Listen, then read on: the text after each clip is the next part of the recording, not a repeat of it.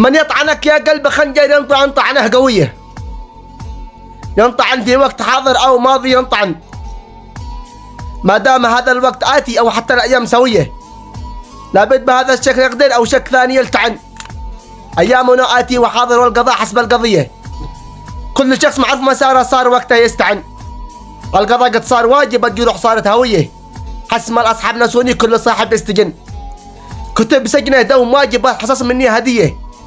والوقت هذا دوم دور من حزني يحتزن، الليالي ليل أسود والحياة سوداء شوية، والمآسي كلها من زرعها يحتجن، ربنا شهد وعارف كم قلوب ما هي وفيه، من وذن جرح ميتن في حياته يوتزن، كل صاحب بالأخاء يقدرها أقرب خويه، عكس ما صاحب تمنى في كلامه يحتضن، من رضى لي بالعذاب أو رضى لي بالخطية، في حياته هذه يظن عكس ما يلقاه يظن، ومن أعطاني كاس مسوم العطى مني خفيه، والحياة واصل دواره من علنها يعتلن،